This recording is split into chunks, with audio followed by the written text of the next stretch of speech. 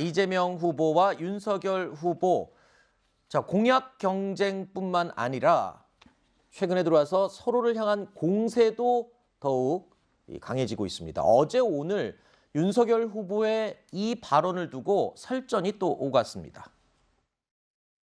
이 마하우 이상의 미사일은 발사가 되면은 거기에 만약에 핵을 탑재했다 그러면은 우리 수도권에 도달해서 대량 살상을 하는데 걸리는 시간이 1분 이내입니다. 요격이 사실상 불가능합니다.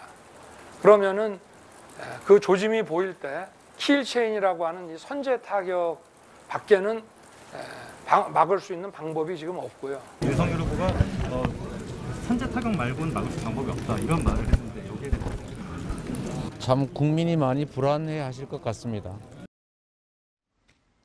자, 어제 새해 들어 북한의 두 번째 미사일 발사가 있었죠. 북한의 미사일 도발에 대한 대응 방안을 묻는 질문에 들으신 것처럼 윤석열 후보가 선제 타격론을 언급을 한 겁니다. 지난해 당내 경선 토론 중에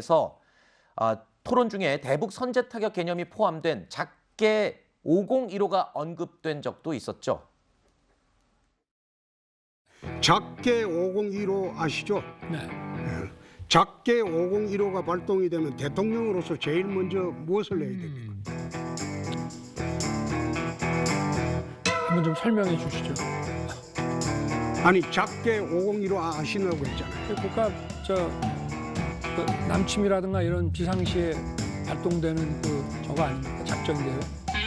대북 계획인데 작게 5015가 발동이 되면 대통령으로서 제일 먼저 무엇을 해야 되느냐. 그래서 저는 제가 대통령이라면 일단 한미 연합 작전을 해야 되기 때문에 일단 미국 대통령과 먼저 통화를 하겠습니다.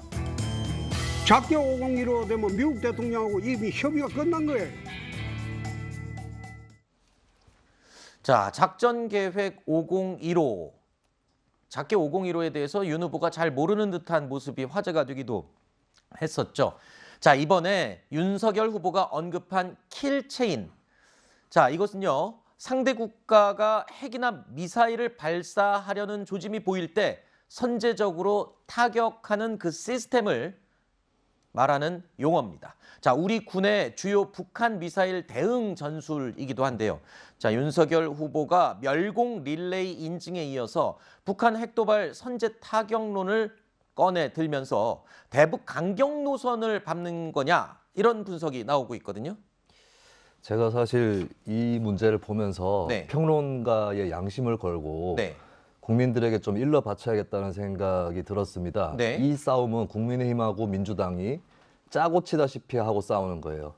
무슨 얘기냐면 이 우리나라의 미사일 대응 체계가 3축으로 되어 있는데 네. 세 가지 축 중에 어떤 것은 이제 미사일 공격을 받게 되면은 대량으로 응징보복한다라는 그렇죠. 시나리오가 있고요. 그리고 날아오는 거에 대해서는 KAMD라고 해서 네. 한국형 미사일 방어 체계가 있습니다.